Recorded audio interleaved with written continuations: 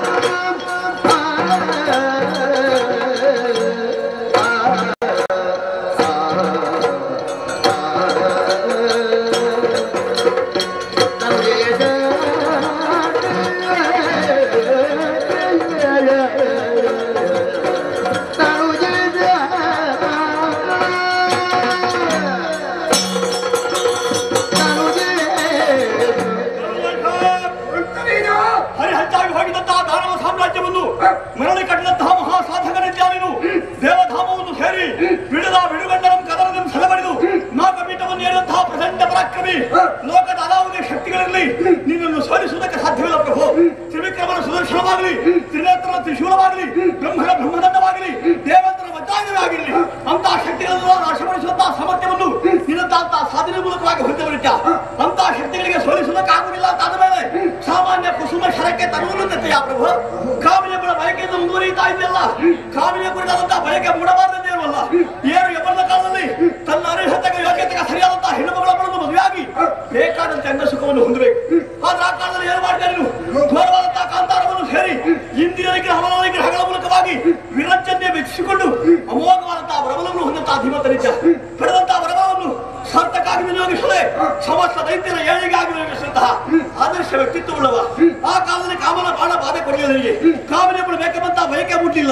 ಸಾವಿರ ಸಾವಿರ ವರ್ಷಗಳ ದೀರ್ಘ ಜೀವನವನ್ನು ಸವಿಸಿದಂತಹ ಈ ಕಾಲದಲ್ಲಿ ಕಾಮಿನ ಕುರಿತಾದಂತಹ ಬಯಕೆಯ ಪ್ರಭಾವಿಗೆ ಹೆಣ್ಣೊಬ್ಬಳನ್ನು ಪ್ರತ್ಯಕ್ಷವಾಗಿ ನೋಡಿ ಅವಳ ರೂಪಲಾವಣ್ಯಗಳಿಗೆ ಬೆಳೆಸೋತು ಅವಳು ಬೇಕು ಅಂತ ಬಯಸಿದ ಅಪರಾಧವೇನುವಲ್ಲ. ಆದ್ರೆ ಬಯಸುತ್ತಿರುವುದು ಯಾರನ್ನೀಗ ನೀನು ನೋಡದೇ ಇದ್ದಂತಹ ಹೆಣ್ಣನ್ನು ಬಯಸ್ತಾ ಇದ್ದಿ. ಇದು ವಿಪರ್ಯಾಸವಲ್ವೇ ಪ್ರಭು? ಚಂಡಮುಂಡರ ಹೇಳಿಕೆಗಳಲ್ಲಿ ಕೆಡಿಸಿಕೊಂಡಂತಹ ನೀನು ಅವಳ ಕುರಿತಾಗಿ ಮೋಹ ಪರವಶನಾಗಿದ್ದ. ದೂರದ ಕದಬ್ಬಾವನ್ನು ಕೊಂಡು ನಿನ್ನ ಮನವನ್ನು ಸೇರಿ ಮನವನ್ನೇ ಮತಿಸುವುದಕ್ಕೆ ಅವಳು ತೊಡಗಿದ್ದಾಳೆ. ಆದ್ರಿಂದ ಅವಳು ಸಾಮಾನ್ಯಳಲ್ಲ ಅಂತ ತೀರ್ಮಾನ ಮಾಡಬೇಕು.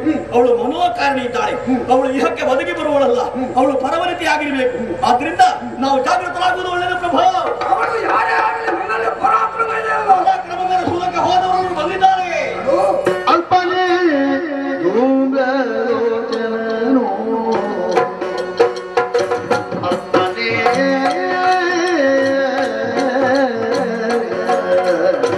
ಅಲ್ಪನೇ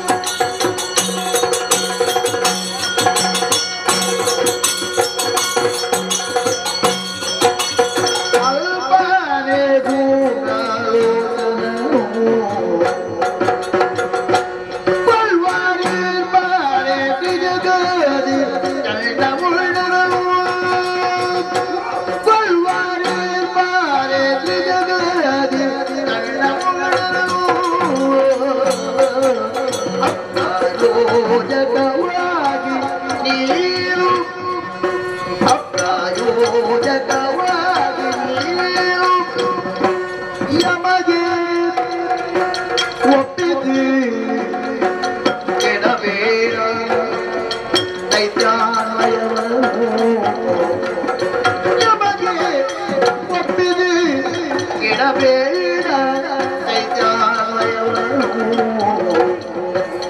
ಅಪ್ಪನೇ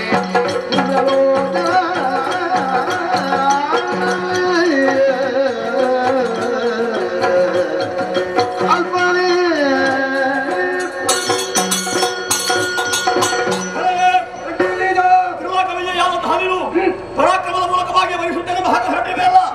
ಪರಾಕ್ರಮವನ್ನು ಯಾರಲ್ಲಿ ಬೆಳೆಸಬೇಕಾದ್ದು ಪ್ರಭು? ಶಕ್ತಿಯ ಮೂಲ ಸ್ವರೂಪದಲ್ಲಿ ಶಕ್ತಿ ಪ್ರದರ್ಶನಕ್ಕೆ ಹೊರಟ್ರೆ ಬಂಡೆ ಕಲ್ಲಿಗೆ ತಲೆಯನ್ನು ಕಚ್ಚಿಕೊಂಡಂತ ಅನುಭವ ಆಗಲಿಕ್ಕಿಲ್ವೇ ಹೇಳು? ಪರಾಶಕ್ತಿ ನಮ್ಮ ಶಕ್ತಿ ಪ್ರದರ್ಶನವೇ. ಹೋದವರು ಯಾರು ಮರಳಿ ಬಂದಿಲ್ಲ. ಮರಳಿ ಬಂದವರಿದ್ದರೆ ಸುಗ್ರೀವ ಮಾತ್ರ. ಅವನು ಶಕ್ತಿಯನ್ನು ಪ್ರದರ್ಶಿಸುವುದಕ್ಕಾಗಿ ಹೋದವನಲ್ಲ, ನಿನ್ನ ದೂತನಾಗಿ ಹೋಗಿದ್ದ. ಬರುವಾಗ ದೇವಿ ದೂತನಾಗಿದ್ದಾನೆ. ದೇವಿಯ ಕುರಿತಾದಂತಹ ವಿಚಾರವನ್ನು ಮಂಡಿಸುತ್ತಾ ಅವಳ ಭಜನನ್ನು ಮಾಡುತ್ತಾ ಕಾಲವನ್ನು ಕಳೀತಾ ಇದ್ದಾನೆ ತಾದ್ರೆ ಅವಳ ದಾಸನಾಗಿದ್ದಾನೆ ಅರ್ಥ. ಸಿದ್ಧರಸ ಕಬ್ಬಿದಂತಹ ಕಬ್ಬಿಣ ಅದು ಮತ್ತೆಂದು ಕಬ್ಬಿಣವಾಗಿ ಉಳಿಯುವುದಿಲ್ಲ, ಬಂಗಾರವೇ ಆಗುವಂತೆ ಅವಳ ಬಳಿಗೆ ಆರ್ತರಾಗಿ ಶರಣರಾಗಿ ಭಜಕರಾಗಿ ಯಾರೆಲ್ಲ ಹೋಗುತ್ತಾರೆಯೋ ಅವರೆಲ್ಲರೂ ಅವಳ ಆಳುಗಳು ಆಗುತ್ತಾರೆ ಎಂಬುದಕ್ಕೆ ಸುಗ್ರೀವನ ವ್ಯವಹಾರವೇ ಸಾಕ್ಷಿಯಾಗಿ. ಆಮೇಲೆ ಹೋದವನು ದುರ್ರಾಕ್ಷನಿದ್ದಾನೆ, ಸಮಸ್ತ ದೈತ್ಯ ಸೇನೆಯ ಪ್ರತಿನಿಧಿ. ಅವನಲ್ಲಿ ತನ್ನ ಹೋರಾಟವನ್ನು ಅವಳು ಮಾಡಲಿಕ್ಕೆ ಮುಂದುವರಿಯುವಂತೆ ಕುಳಿತಲ್ಲೇ ಹುಂಕರಿಸಿ ಸುಟ್ಟು ಬಸವನ್ನಾಗಿಸಿದ್ದಾಳೆ ತಾದ್ರೆ ಸಮಸ್ತ ದರುಜ ಸೇನೆ ನನಗೆ ಹಿಡಿಬೂದಿ ಹಾಗೆ ಅಂತ ಹೇಳಿದ ಹಾಗಾಯ್ತು. ಹೊರಬರದಿಂದ ಕೊಬ್ಬಿ ಬೆರೆತಿದ್ದಂತಹ ಚಂಡಮುಂಡರುಗಳು ಅಮಿತ ಪರಾಕ್ರಮಿಗಳಿದ್ದಾರೆ. ಬ್ರಹ್ಮದೇವರಿಂದ ವರ ಪಡೆದದ್ದು ಸುಳ್ಳೇನು ಅಲ್ವಲ್ಲ, ಇಲ್ಲಿ ಸತ್ತದ್ದು ಸುಳ್ಳಲ್ವಲ್ಲ. ಬ್ರಹ್ಮನೇ ಹೇಳಿದ್ದಾರಂತೆ, ನೀವು ಬ್ರಹ್ಮಚರ್ಯ ವ್ರತವನ್ನೇ ಪಾಲಿಸುತ್ತಾ ಬಂದಲ್ಲಿ ಅಜೇಯರು ಅಮರರು ಆಗಿ ನಿಮ್ಮ ಹಾಗೆ. ಇದು ಮೊದಲು ಚಂಡಮುಂಡರ ಹೆಣ್ಣುಗಳನ್ನು ಬಣ್ಣಿಸಿದಂತೆ ಕದಂಬಾವರವನ್ನು ಪ್ರವೇಶ ಮಾಡಿ ನೇರವಾಗಿ ಅಂತಪುರವನ್ನು ಸೇರಿ ಆ ನಾರಿಯನ್ನು ಬೇಕಾದ ಹಾಗೆ ಬಣ್ಣಿಸುವುದಕ್ಕೆ ತೊಡಗಿದ್ದಾರೆ ಅಂತಾದ್ರೆ ಅವರ ಬ್ರಹ್ಮಚರ್ಯ ಕೆಟ್ಟಿದೆ ಅಂತ ಅರ್ಥ. ಆ ಮೂಲಕವಾಗಿ ಬ್ರಹ್ಮಚರ್ಯವನ್ನು ಕೆಡಿಸಿ ಅವರಿಬ್ಬರಲ್ಲಿ ಹೋರಾಟವನ್ನು ಸಗಿ ಅವರ ತಲೆಯನ್ನು ಕತ್ತರಿಸಿ ಭೂಮಿಯಲ್ಲಿ ಚೆಂಡನ್ನಾಡಿ ಚಾಮುಂಡಿರಿಸಿದ್ದಾಳೆ. ಕೋಟಿ ಕೋಟಿ ಸಂಖ್ಯೆಯ ದೌರ್ಜನ್ಯರು ರಕ್ತದ ಮಡುವಿನಲ್ಲಿ ಪಡಿಸುವ ಹಾಗೆ ಮಾಡಿದ್ದಾಳೆ. ಸಾಮಾನ್ಯ ಒಬ್ಬ ನಾರಿಗೆ ಇಷ್ಟೆಲ್ಲ ಮಾಡಲಿಕ್ಕೆ ಸಾಧ್ಯವಿದೆಯಾ ಪ್ರಭು ಹೇಳು? ಯಮ ಸಮಯವನ್ನು ಕಾಯ್ತಾ ಇದ್ದಾನೆ.